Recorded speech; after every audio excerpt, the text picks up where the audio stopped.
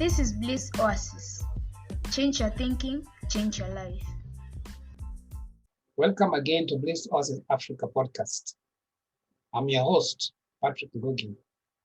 Our guest today is Shilaho Wa Muteshi, a biochemist who does not write scientific papers, but huge, thrilling novels. Known by the tag of your favorite author, Shilaho Wa Muteshi went on to self-publishing after getting frustrated by traditional publishers. He now has his own publishing firm and has written 12 novels, 7 of which have been published and are selling online through Amazon.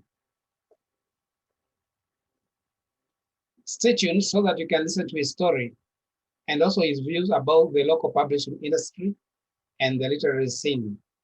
Meanwhile, let's read today's message. We create our own reality.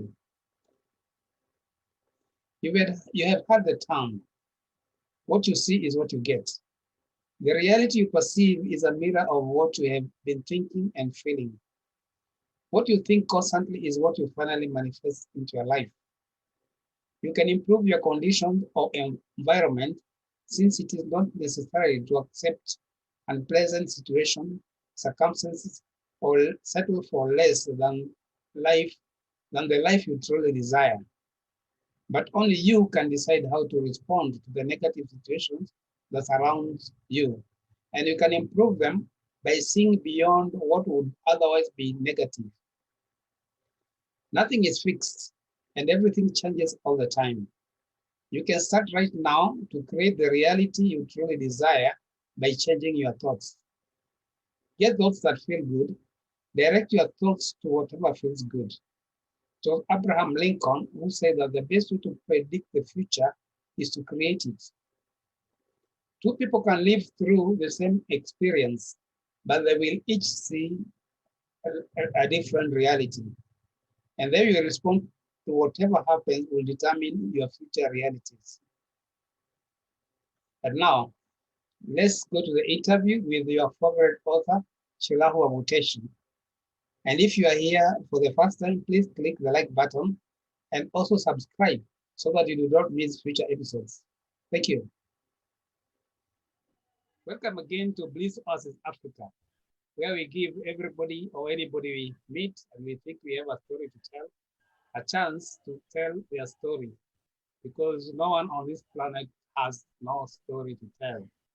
And today we are privileged to have Shilaho Wa Muteshi, who calls himself your favorite author. Well, I don't know really why he does that, but we are soon going to know why he should be, or he could be your favorite author. Shilaho has written a number of books, and he's going to show us about, he's going to show us some of them. What I thought is interesting about Shilaho is that his background, his training background is not in literature, mainly, although he did a bit of literature in high school, but he's actually a scientist, and he's going to tell us more about it, because in my mind, I always thought scientists write scientific papers, but here we are, somebody writing very exciting novels, and big novels at that. So help me in welcoming Shilaho Wa Muteshi.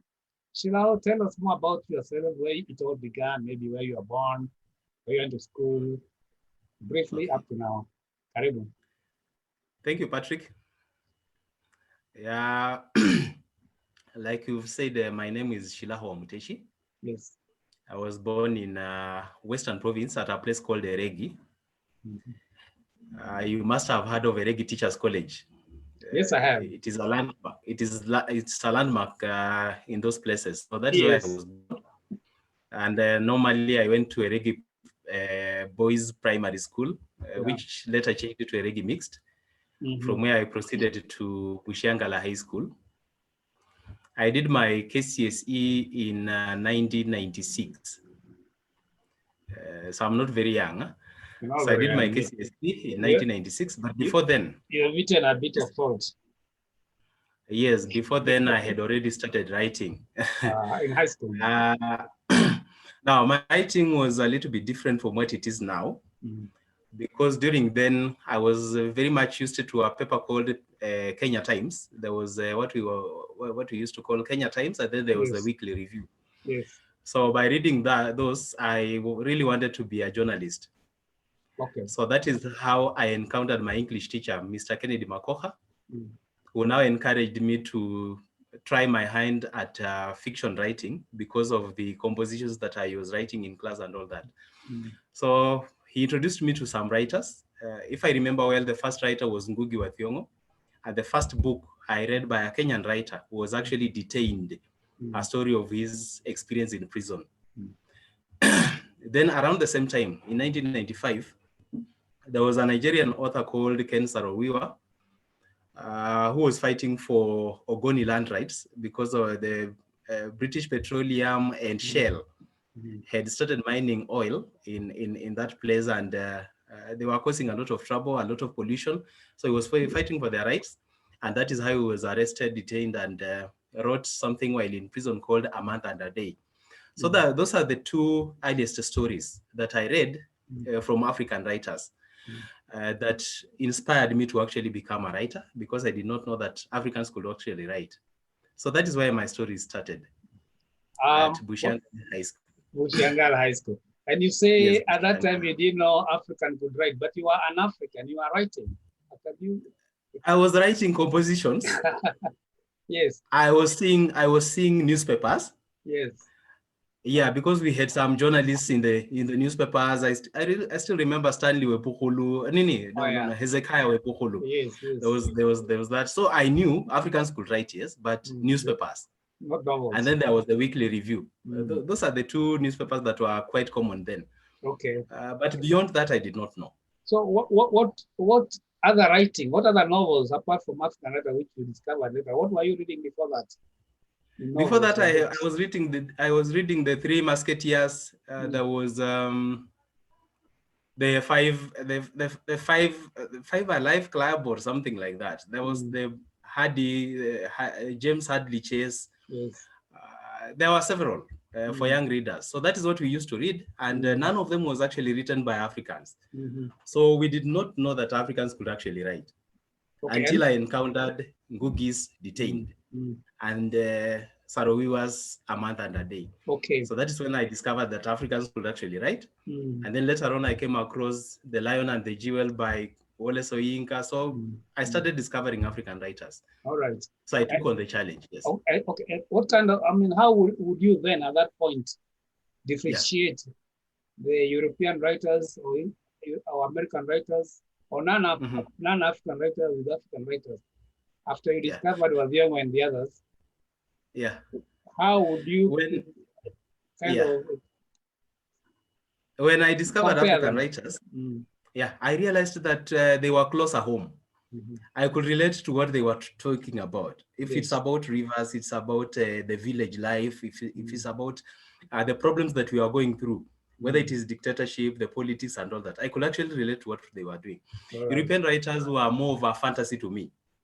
Because they were talking about investigative things that I was not really able to grasp. So that was the good thing about African writers. I could actually relate to what they were trying to write. And that is how I became, how I identified myself with that kind of writing. So up to now, I prefer reading African writers. Okay, good. So when you discovered the African writers, the Ngugis of Waviango of this world, the Ken Saro-Wiwa and others. Yeah. Before then, you were reading newspapers, and newspapers were influencing your writing as far as like composition concerned. So how did you your reading these other writers change your writing? Now, my first writing, the very first writing that I was doing was more of journalistic. Okay. It was about telling what you can see, not really imaginative, but telling what you can see. But now from reading about Ngugi's books and reading Soyinka and the others, I now became a little bit more creative. I became imaginative. So I could now observe, but internalize that, and later on come up with something that was fictional. So earlier on, it was not possible. I used to read the stories and I wanted to be a journalist, but then it changed a little bit after discovering those two writers. All right. And this was still in high school. Yeah, still in high school. That was in 1995. Okay. In Form 3. Yeah. Yeah, in your journey to writing at that time, how, after discovering these new writers, African writers, what kind of, did you actually do a script, or were you doing short stories, or are you doing poetry? Interestingly, yeah, I started writing a novel straight away. Wow. Okay. Short stories came later on. Because the first thing, like I've said, the first 2 books I was given were actually novels. So that is how I attempted to write a novel, because that is what I was introduced to first. And then later on now, I discovered short stories. That is when I started now writing short stories. And it was because of a competition, a short story competition that was run by, there was a magazine called Wasafiri. I remember that. Yeah, it ran a short story competition sometimes back. It was for Kenya so that Airways, is how I started short stories, yes. I think it was for Kenya Airways, the magazine. Yes? The magazine, was it for Kenya Airways? I think so. It must have been for Kenya Airways or Kenya Tourism something. All right. I don't know, but it gave me a platform where I shared my first story. She died twice. Wow. And then from there, I started now experimenting more with the different forms of short stories and reading short stories. Okay. But I've decided to specialize on novels. All right. So before you go to novels, yes, you want to take it from now in high school. You started doing your manuscript. Did you? Yes. You started writing a novel immediately. Which novel? And yes, did you complete it?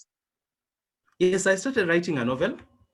I completed the first one using 3 exercise books. So I completed the first one. It was called Rain in a Dust Bowl. Tell us about it. I showed it to Mr. Kennedy Makoha. He liked the story, but the title was a little bit off. So he was telling me that the title might not be understood. And if readers don't understand the title, then they might not be interested. Yeah, so I started rewriting now. I came up with a second draft called When Shadows Camouflage. Again, he told me that one is, the title is again vague, so it cannot be understood again. So my third title was Remains of Dead Hope. Remains of Dead Hope. That was the first novel that I wrote. And it was eventually published. You published yes, eventually I published it in 2014. Yes. But I completed it in 1999 when I was at Egerton. Yes. Egerton. Yes, at Egerton. Yes. What is it all about? What is the story all about? Although later on we'll talk about your books one by one. But exactly the story was political. Yeah. The story was political because during that time, the Nyayo era was a little bit hard on us. I remember somebody could come because you have not attended a meeting, and they take either something like a chicken or a goat just because of that. So those things actually inspired me to write about the socio-political problems that we experienced during that time. Okay. It was quite tough in the 90s. So that is what it is about. Oh. So after high school, what happened to you? What did you do? What happened after high school? I went to Egerton to study biochemistry and molecular biology. Now you're already an excited young man about literature, about writing, about creativity, observing and writing about what you're observing. But you went to do biochemistry. Why? How come? I thought somebody would go and study literature. Interestingly, when my father discovered that I was writing, he discouraged me because he told me that all African writers, all Africans who had attempted to write were either in prison or they had died or in exile. They were either in prison, in exile, or they were dead. So he gave me the example. Yes? Had he seen what kind of material you are writing? Yeah, he had seen, and it was political stuff. So because of that, he told me, now look at Ngugi. Yes. Ngugi has not been around for about 30 years, and he might not come back. Yes. So he told me to abandon that. Okay. Yes. And then there was an uncle of mine who told me, okay, you don't have to abandon, but at least do something that can give you a job, that can put food on your table because you cannot write on an empty stomach. So I took the advice. Yeah, that is very Yes, true. I studied biochemistry and molecular biology. Yeah. But continued writing. While in college. Yes, while in college. Now, the good thing about the college is that there was a very good arts library where I encountered now some serious writers. In high school, I had come across Ngugi, I had come across Ken Saro-Wiwa. Then later on, I had come across Kiriamiti, My Life in Crime and My Life with a Criminal when I was in fourth form. Yeah. But now, in college, I encountered some serious writers. There was Salman Rushdie. Okay. There was Leo Tolstoy. There was Victor Hugo. So that actually changed the way I write. You are reading all of them? Yes. Then you are reading all of them? Yes, I read all of them. I read all of them, and in fact, people were wondering because during my free time, I had Anna Karenina, I had War and Peace, I had Midnight Children, etc. But in class, I was doing some biochemistry stuff and drawing some chemicals there. So that was exciting. During that time is when I started writing my second novel, The AIDS Ward. The AIDS Ward. While you're still in college? Were you in college then? Yes, I was in college then. What inspired you to write The AIDS Ward? HIV/AIDS was a big problem. I think much more bigger than it is now. It was terrible. You could actually go to the hospital, and in fact, if I am not wrong, at PGH, there was a ward set aside for HIV patients. Can you tell us what PGH is? The Rift Valley Provincial General Hospital. What were you doing there? No, first I went there for internship. Yes, and later on worked there. All right. But even before then, there was a friend of mine who actually contracted HIV. He was admitted. And at the hospital, there was this unofficial name for, it was the AIDS ward, yes, but it was not called the AIDS ward. So I visited him several times. I saw the experiences, the pain, everything, and that is where the story came. Okay, AIDS ward. So during my internship now, I perfected the story. I perfected the story, and I think it has been my most successful book up to now. Okay. So how long were you? How long were you at the Rift Valley General Hospital? I mean, the internship. You are there for internship, then you went to work there. Yes, I was there for internship for about 3 months, and then after graduating, I also worked there for several months. So which period was this? Yes. Which time? When was this? That was 2002 for the internship. And then 2003, that is when I worked now after completing. I worked there for 6 months. 6 months. Yes. And during that time, apart from AIDS ward, I understand, or rather I know you also did a number of books based on your experiences at the hospital. Yeah. Can you mention that? Can you tell us about that? Yes. So after the AIDS ward, I started working on another story. It was called The Cancer Section. Again, based on experiences now on the cancer wing, there is a cancer ward there. So I wrote a story on Cancer Section. That is a full novel. And then there is also another story. I think, the cancer ward and the AIDS ward are the ones that are basically set at the hospital. The others revolve around the hospital, but they go to the rest of Nakuru now. Because Nakuru town was my home for about 35 years. Oh. Yes. Okay. So much of the work is based in Nakuru. So you have to show us the covers of those books, at least the AIDS what you have them with you. Yes, I have the books with me. Yeah.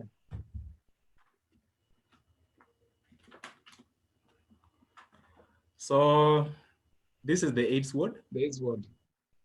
Yeah. Like I said, it was the second book to be written. Then there was the cancer section. This one. Okay. Yes, the cancer section is also set at PGH, at the cancer ward. Then my third novel to write is actually the Black Man's Testament. Uh-huh. Yes, it is the third. This is political. Yes, it is political. Yeah.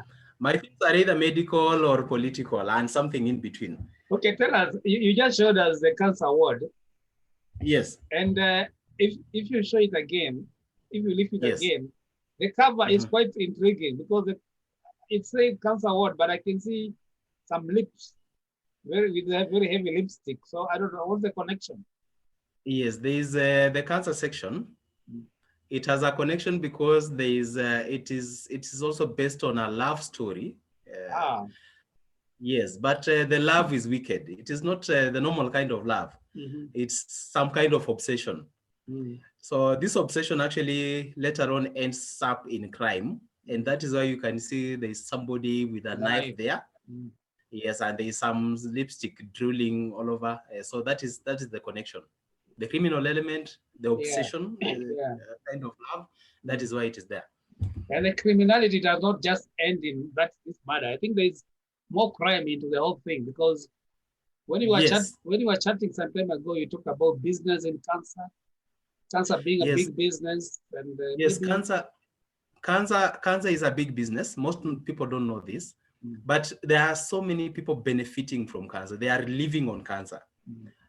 There are those patients, yes, who have the disease. Yes. But there are those who are benefiting from these patients, and they will do anything to actually control cancer medication, to actually control hospices and all that, everything. The same thing with HIV. I realized that HIV was actually also a big business. So people are actually benefiting from the misery of other people. So that is what I was trying to address. Okay.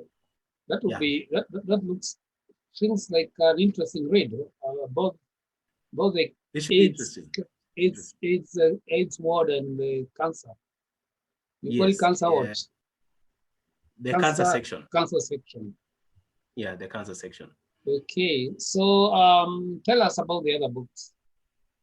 You've done like over 10 books. Yes, I've done 12. 12.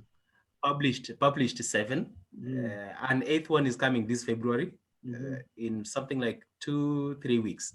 Okay. We should be having the 8th one, and then the other 4 are in different stages. So this book, it is one of my favorite. Black Man's Testament. Yeah, the Black Man's Testament. It's about the failure of the political leadership in most African countries, where people try to hang on despite the evil that they do. They try to hang on as much as possible. So there's a presidential candidate here in a fictitious presidential candidate in Kenya. Yeah, because the story is set in Kenya, but the president is a fictitious one. Yes. So this guy is trying to get a 3rd term by force. So his health is failing, but he goes for heart transplant. He gets 2 new kidneys. He gets a liver, a different liver, just trying to prolong his life so that he can stay in power for a long time. Okay. He even starts bribing members of parliament to change the constitution. He starts eliminating the opponents, etc. So this is a problem that has been there in Africa for a very long time. And that is why it is the Black Man's Testament. Although recently Trump tried to behave like an African. Yeah, he was trying to borrow a leaf from us. Yeah, so I think he has been friends with us for some time. So that is why he tried. Maybe it is something we need to export, and to export it kabisa yende. Yeah. So if you export it, it can fetch some good money for us. Yeah, really. Yeah. So you how do you market your books? I think you have a website where people can buy your books. Yes, I have a website. The URL is authorshilaho.com. authorshilaho.com. Yes. Yes, and then I have a Facebook page. It is doing a little bit well. It is called Author Shilaho Wa Muteshi. On Twitter, I am author Shilaho, but my following on Twitter is very poor. I think I have 150 followers. How many followers do you have on Facebook? Or how many likes? On Facebook, I have 12,000. Wow, that's quite good. And on Twitter, 150. Yeah. On Instagram, about 1,300. Okay. Yes, on all those platforms, I'm author Shilaho. How are the books doing? Because I understand. No wonder your favorite author, if you have 12,000 followers on Facebook, that's a big number. How are the books doing? Yes. How are the books doing in? Because I know you sell on Amazon. Yes, I sell on Amazon. They are also on Goodreads. Yeah. How do you market them? Yeah. They are doing fairly well, but most of them are referrals from social media. Yes. Yeah, most of them are referrals from social media. So people who connect with the page can actually get a link to the to Amazon and purchase if they are not in Kenya. But if they are in Kenya, then they get the books from me. Oh, so you deliver. I've seen you. Yeah, I also stock the books and deliver with courier. I use courier to deliver them to the rest of the country. Okay. So how is your old teacher still around? The teacher who... Which one? Mr. Makoha? Makoha, yes. The teacher who introduced you to literature. Makoha, but I've never been in touch with him since high school. I'm sure he'll be I really would want to meet him. Yeah, I think he would be very proud of you. Yeah, I hope so. Yeah, so what is a literary environment in Kenya at the moment? How do you look at it? How do you see it? I still want the reading environment to expand. I think we can do better. Although I think the readership is there. The problem is the economics and the publicity. Because I think people have to know that there is a book out there. Yes, they have to. And that is the opportunity they don't get. Yes. So it's a combination of publicity being not very good. I was talking to somebody the other day and they told me even people will never know that you have a book out there. So I think as much as people want to read Kenyan writers, they do not know about Kenyan writing. Most of them do not know. They still think of Ngugi, they still think of Meja Mwangi, they still think of the other Ngugi, you now, they still think of Patrick, but they don't know. They don't know that we have new writers coming up. Yes. So I think that is a major problem. I think it's a major problem. I think the other challenge is the fact that the traditional publishers are not usually not ready to accept new writers.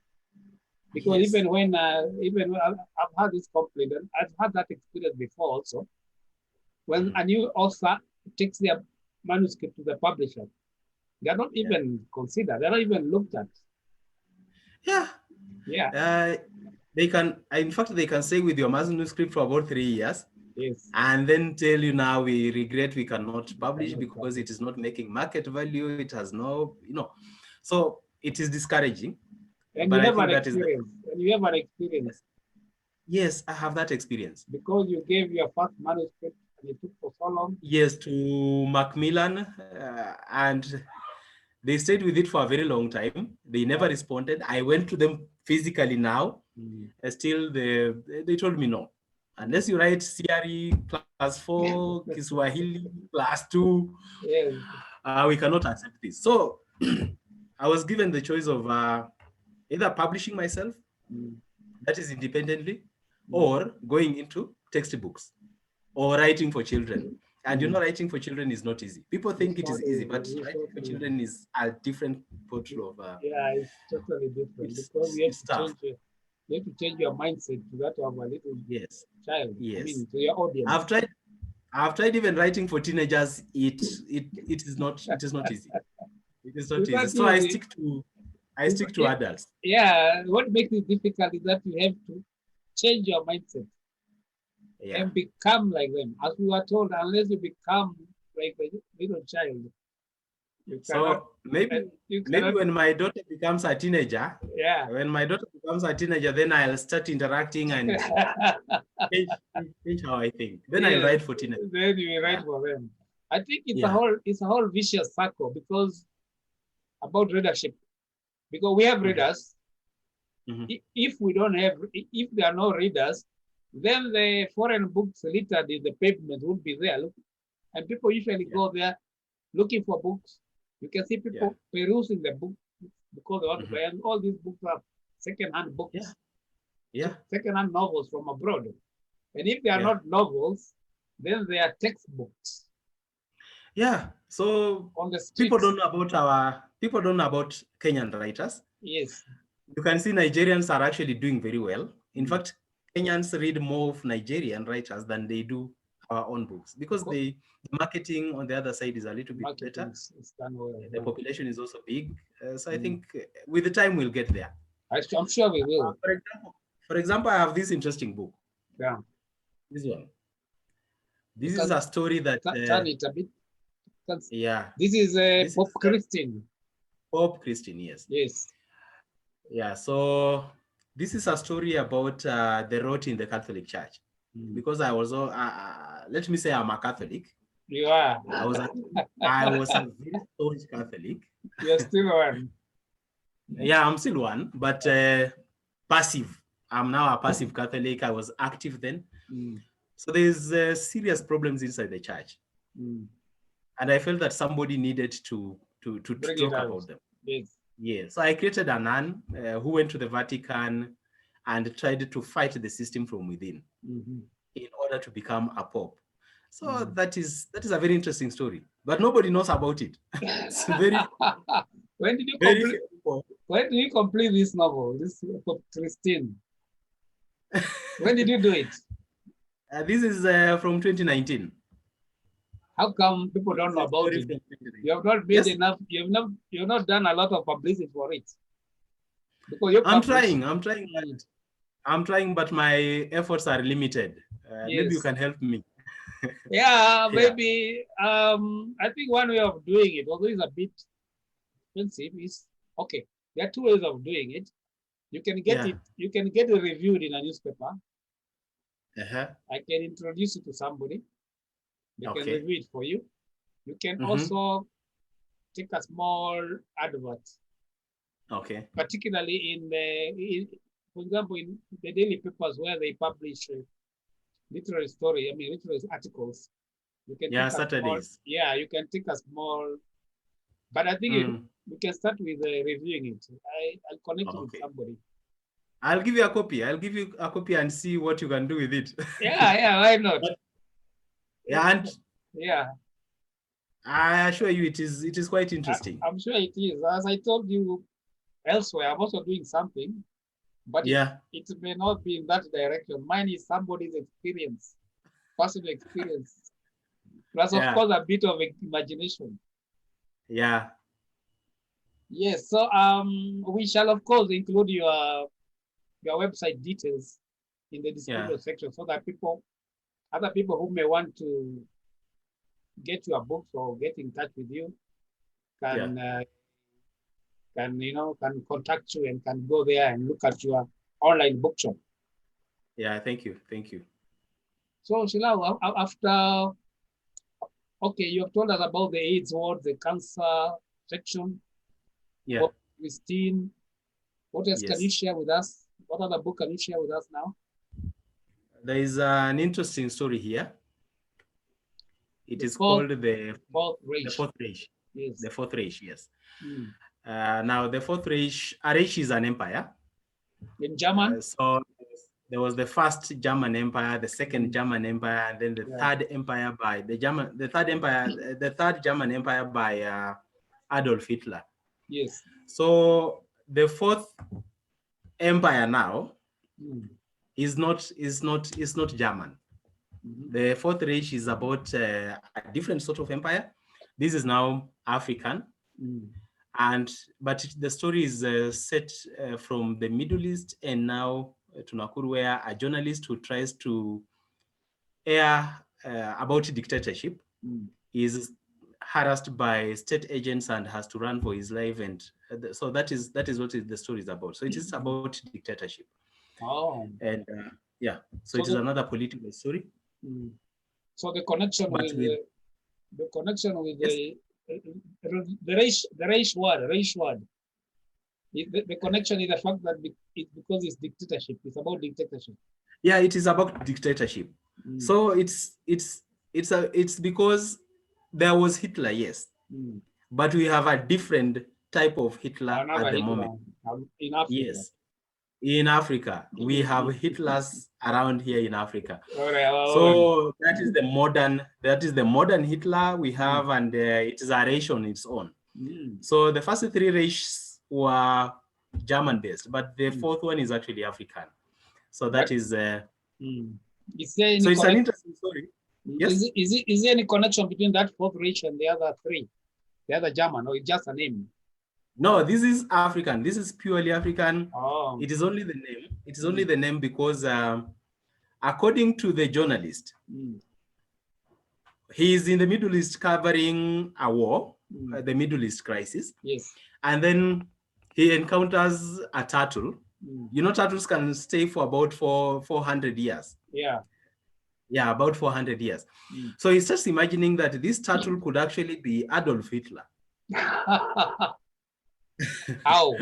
Reincarnated? Yeah, that Hitler metamorphosed into a turtle. Yes. So just by looking at him, at the turtle, he starts to imagine that this could actually be Hitler.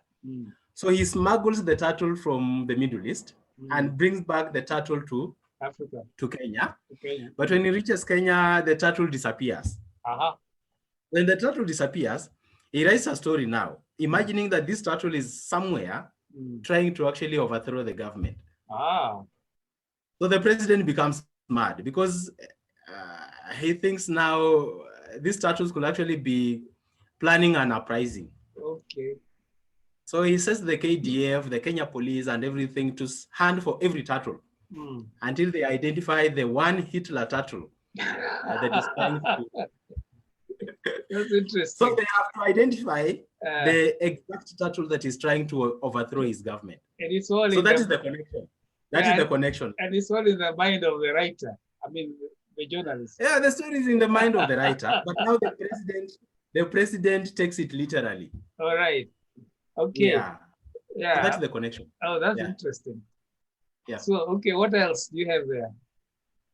Yeah, apart from that, I think I have to show people where the story is, the first story. This is Remains of Dead Hope.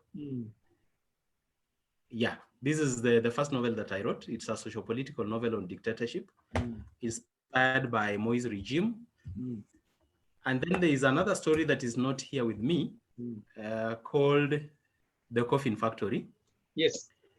Yeah, where The Coffin Factory is also set at PGH, where a grandmother is raped at 109 years. That is not just the first rape, but the third one.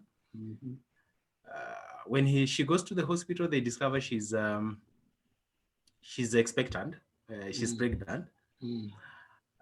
So they start wondering whether to go for a CS, that is an operation, or to wait for her to give birth normally.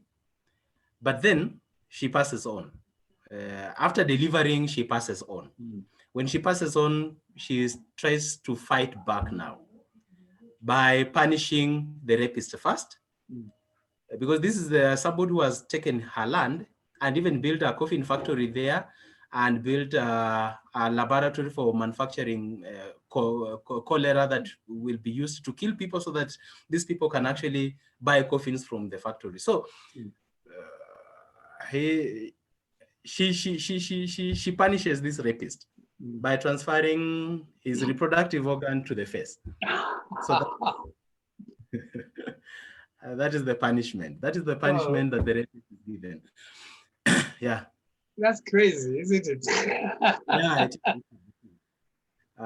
It is inspired by things that usually happen at my place, where the dead actually try to fight back. They even refuse to go home if they believe that whoever killed them is actually in their midst. So those things usually happen. So it's very serious. I know about how they refuse to be taken home. The corpses. Yeah. They refuse, as in the car stopped moving and you have to beat the cop. Yeah. You have to beat the cops. You Yeah. take them from the coffin, you beat them, and then you return them to the coffin, and then they can now agree to go. But this So one, that is, but this other one of transferring the genital part to the forehead, that yes, one is, this other one of transferring the genital part to the yeah, forehead, that one, does it yeah. really happen, or is that just imagination? What? Because I can imagine, utashinda umevaa It's an kofia. exaggeration. It might be an exaggeration, but strange things usually happen. You are a very spiritual man, and I think you know that the mind controls a lot of stuff, and this can actually happen. It does, and if it happened to somebody, I think they would spend their time with a kofia full time. Ndio watu wasione maneno.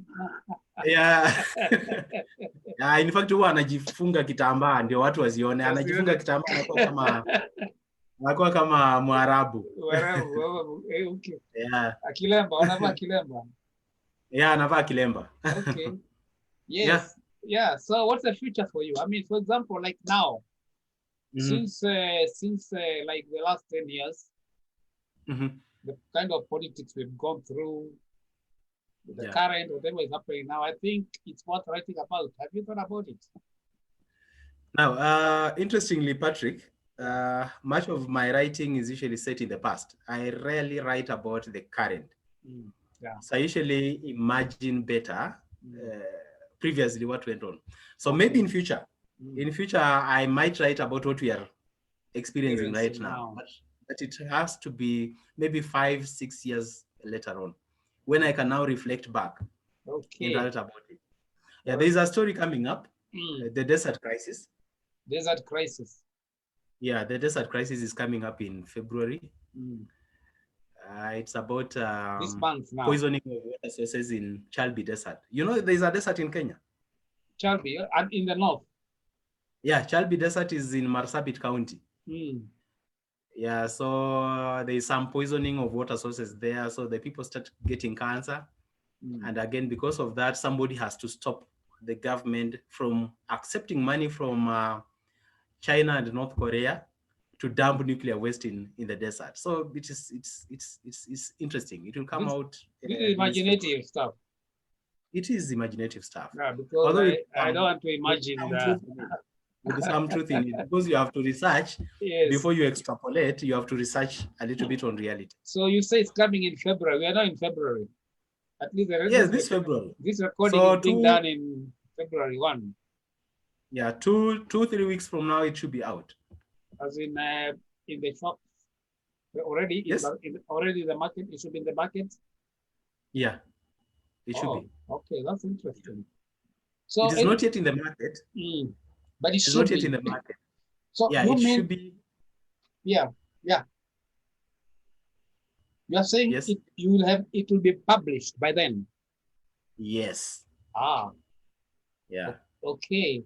So what is what is the duration for you after one book is published to the beginning of another, or do you write them concurrently? And what are the best times for you to work? Because some people say they are day people, they can only write during the day. So I asked you how much time you take between one book to another after you publish one to the next. Do you take a rest, or what happens? Like I was saying, I have a very active daughter that you cannot write with her around, so she has to sleep. So because of that, my is midnight to 3 a.m. That is when I can actually do active writing. Yes. During the day, I can only record my thoughts. If I get an interesting thing, I can record on phone or in a notebook, and then I use the ideas later on. Okay. I don't rest in between books. Yes, I don't rest in between books. I write continuously, because somebody advised that as a writer, you have to write at least a few words every day. Yes. So that is actually what I do, because if I don't do that, then the stories might actually disappear. Yes. So I continuously write. What I don't do is publish. I look for a traditional publisher for quite some time before deciding to publish the story straight away. Yes. So that is why I can even publish 3 books at a go after being on the lookout for a publisher for some time, and then I decide to put them out. Okay. So that is what usually happens. Yes. Okay. As you said, when you stop, if you stop writing, either ideas go or your mind becomes blank, because you have to keep on writing. Do you ever get a writer's block? Yes. Do you ever get a writer's block? No, I used to get it sometimes back when I was starting out, but nowadays no. So because all I have to do, all I have to do is read back what I wrote the other day, and then continue the story from there. It goes and again, another something else I would maybe want to advise young writers. A block comes when you have not planned the work first before you. If you structure your work, this is what you want to be in chapter 1, chapter 2, chapter 3, or section 1, section 2. So when you get how do you get an idea for a novel, and how do you structure it, and how do you execute it? Can you tell us briefly how you go about it? Ideas come anytime. I could be reading a newspaper. I could be reading. I could be watching television. So an idea comes up, but I have now to construct a story around the idea. Yes. So it starts with the 1 paragraph. Then I construct. I already have the characters from the previous books. I don't like creating new characters, so your characters are continuous. Yes, so I put those characters in a new under new circumstances, and then try to build the story from there. All right. So it is easier than trying to think of new characters to go along with the story. I don't do that. Yes. Yeah. Because just like me, what I normally do is I get what I call a sketch. Yes. And a sketch is just a paragraph, at least not more than 200 words. Yeah. Then if it's a new novel, unlike you, I create new characters every time. If it's a new novel, then you get the characters. But most of the characters are already there even when you're getting the story. Exactly. And then you do the structure, the plot, the paragraph, the chapters, which again don't have to flow exactly as you have done. Exactly. Sometimes it gets a point where the book writes itself. Yeah. And the characters can even rebel. You want him to do this way, they do something else. They take a different direction from what you wanted. Yes. But at least if you have a plan, the story will take care of itself. Yeah, it takes care of itself. Yeah, and maybe what you need to change will be just minimal things. Yeah. Yes. So that is how I. So Shilaho, it's quite impressive that you have written like 12 books, and some of them are in the process of getting published. Yeah. And they just told us about the latest, which is coming in February, this month actually. I mean, we are recording in February. So after this, what other project do you have? Yeah, after this, I'm working on an interesting one called the Pentagon Files. The Pentagon Files is not about the US Pentagon or the other political Pentagon that was there in Kenya sometimes back. Yeah, this is about Pentagon Pharmaceuticals, a pharmaceutical company that is into manufacturing antibiotics and cancer medication. So an enemy, a political enemy actually, tries to bribe somebody within the pharmacy, within the pharmaceutical company, to contaminate or poison the antibiotics. Okay. So that is what the story is about. Yes. Oh, is this part of the cancer business you're talking about, or is this something more? Yes, cancer business, but in terms of economic war. It is now an economic war. Yes, but surrounding now the pharmaceutical industry, particularly cancer medication. That's quite interesting. You remind me of another book by a friend of mine. The book is called Bootstrap. Bootstrap, and it's about chemical warfare again, but involved in Kenya, and there's a lot of plays in the government cycles and so on. It's not it's not as big as whatever kind of stuff you do, but it's quite interesting. I think one of these days I'll bring you together on an online meeting so that we can discuss. That is good. We can discuss. I'll appreciate. Yeah, this kind of thing. So Okay. tell me, that will be your next project. Yeah, that's my next project. And how long does a project like that take for you? Is it a year? Do you give a time period? The Or actual you the just actual let it writing is flow? about the actual year. The actual writing is about 6 months. Mm. But after writing, of course, there's a lot of rewriting, there's a lot of editing, there's a lot of And stuff. there's also a lot of preparation before you actually start writing. Yes. Yeah. So because of that, it might take about a year or even 2 years. So it takes quite a long time. I remember one of my novels I did in a month. A month. I finished a novel. month? 1 month. I finished the novel.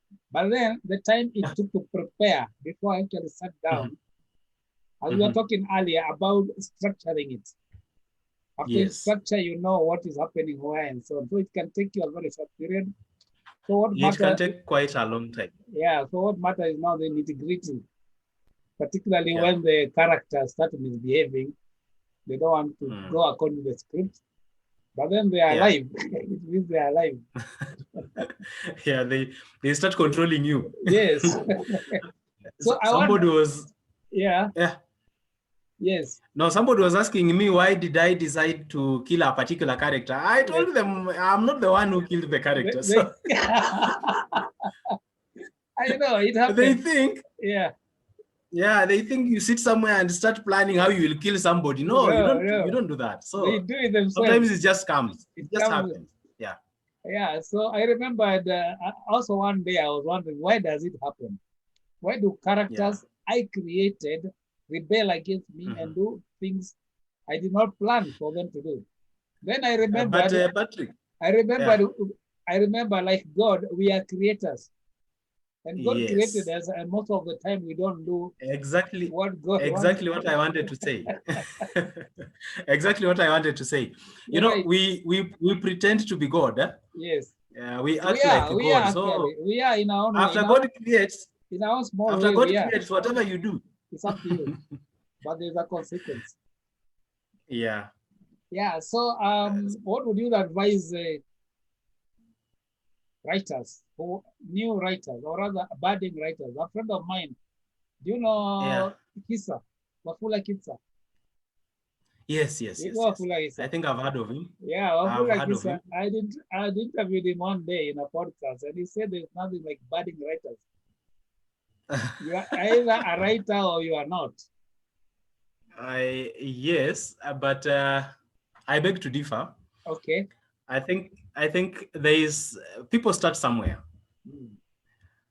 You might be a writer, yes, but you have to start somewhere. So when you are starting out, then you are budding from the word bud. So just like a tree, it must be there, yes, but it has to grow somewhere. It has to grow towards a particular direction. So in the same way, yeah. So for new writers, budding writers. Yeah, for budding writers, sorry. For budding writers, I think the first thing is to make sure there is something they want to say. That is always the first thing that I say. Make sure that you have a message that you want to pass across. Okay. That is one.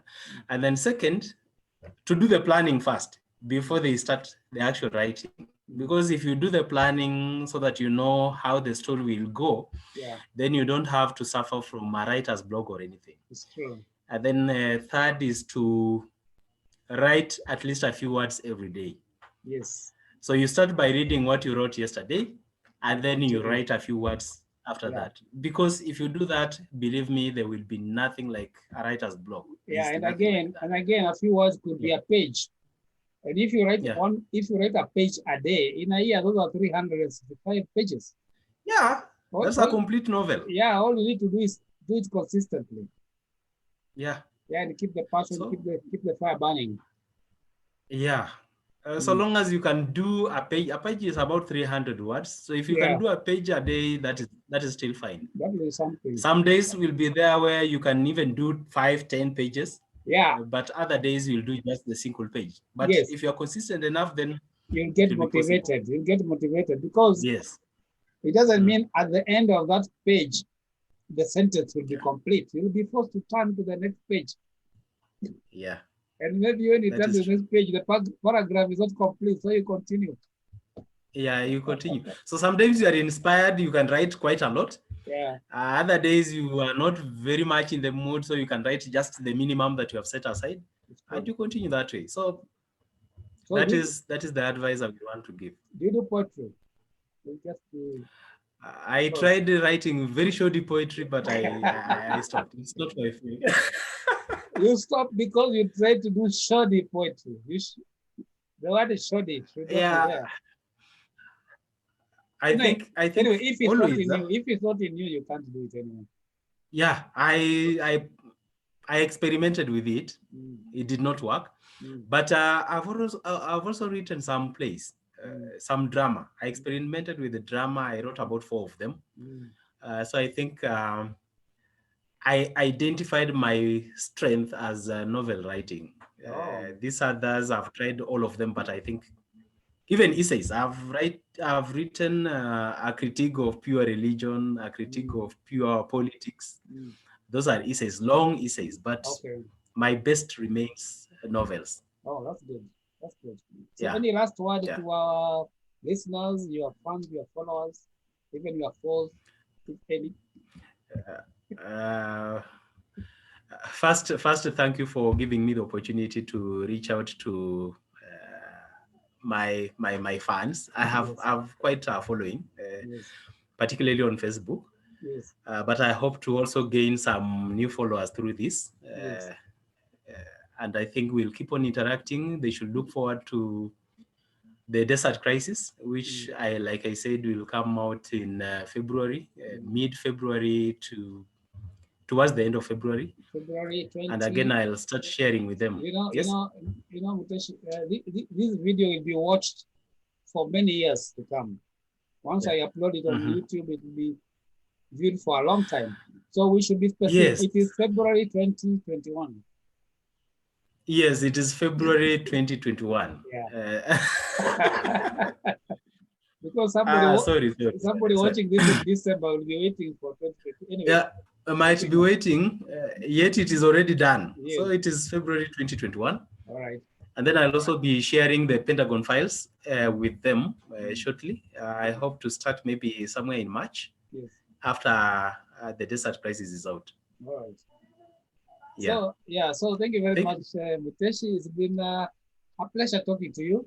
We have met on Facebook before. We have met once a long time ago, face to face, very briefly.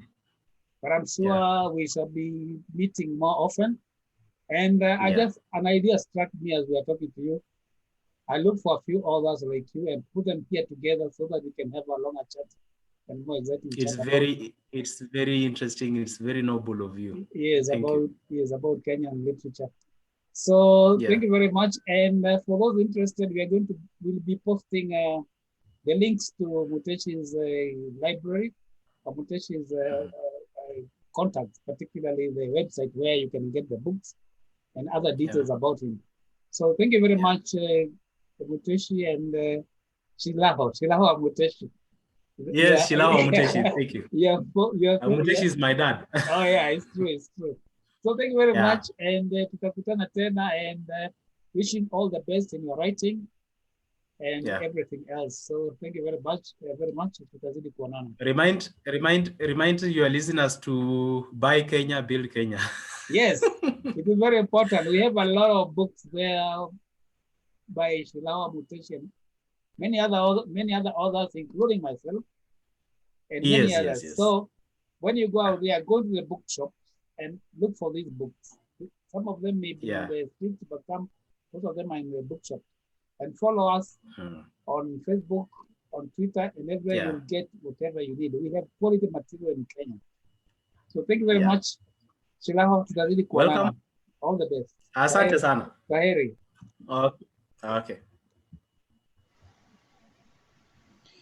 Thank you for being with us until the end. Bliss Oasis Africa offers the following services: counseling and life coaching, mentorship in creative writing, publishing and consultancy, website development and digital marketing. Please visit us at our website www.blissoasis.co.ke for more information. You can also call or send us a WhatsApp message on 0722 563 544. Thank you.